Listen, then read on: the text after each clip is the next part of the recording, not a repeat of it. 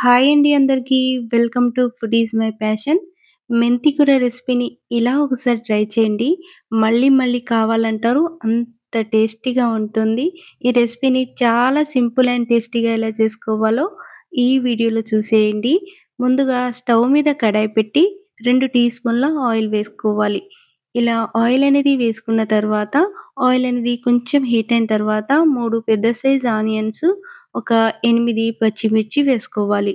ఇలా వేసుకున్న తర్వాత వీటిని మీడియం ఫ్లేమ్‌లోనే ఒక 4, 5 నిమిషాలు మంచిగా ఫ్రై చేసుకోవాలండి. ఇలా చూపిస్తున్న విధంగా ఇదంతా ఫ్రై చేసుకోవాలి. ఇలా ఫ్రై చేస్తున్నప్పుడు ఒక 2 టమాటాలను కూడా మంచిగా కడిగి, 4 వైపులా ఇలా ఘాట్లు పెట్టి 2 టమాటాలు కూడా వేసుకొని, ఇంకో 2, 3 నిమిషాలు టమాటాలు మంచిగా మగ్గే వరకు ఫ్రై చేసుకోవాలి. ఇలా చూపిస్తున్న విధంగా వీటిని మంచిగా ఫ్రై చేసుకున్న తర్వాత చల్లారనిచ్చి వీటిని మెత్తటి పేస్టులాగా చేసుకోవాలి. ఇలా మెత్తటి పేస్టులాగా చేసుకొని వీటిని పక్కన పెట్టేయండి.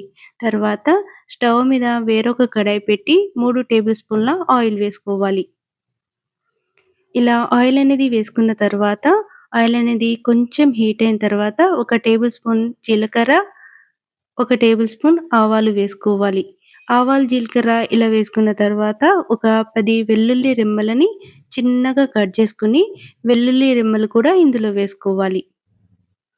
వెల్లుల్లి రెమ్మలైతే ఖచ్చితంగా వేసుకోవాలండి.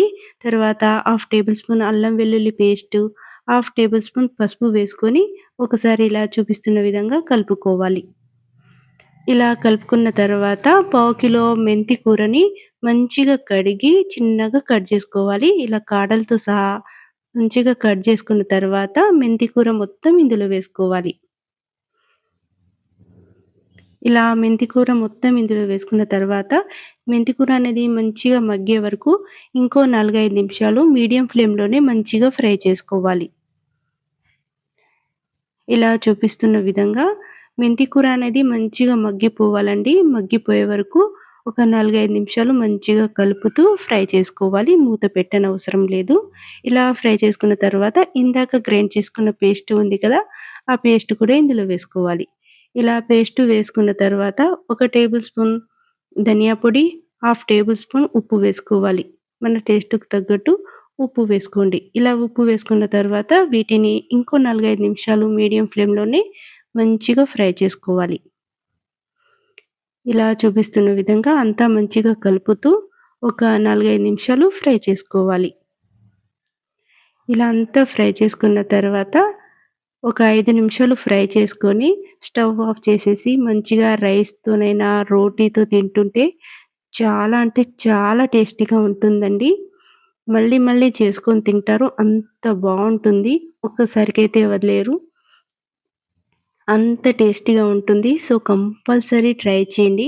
మెంతి కూర అంటే ఇష్టం లేని వాళ్ళకి కూడా చాలా బాగా నచ్చుతుంది. అంత టేస్టీగా ఉంటుంది. సో, కంపల్సరీ ట్రై చేయండి. వీడియో నచ్చితే నా ఛానల్‌ని లైక్ అండ్ సబ్స్క్రైబ్ చేసుకోండి. మీకెలా కుదిరిందో నాకు కామెంట్‌లో ఖచ్చితంగా చెప్పండి. చాలా అంటే చాలా టేస్టీగా ఉంటుంది. సో, కంపల్సరీ ట్రై చేయండి. Thanks for watching.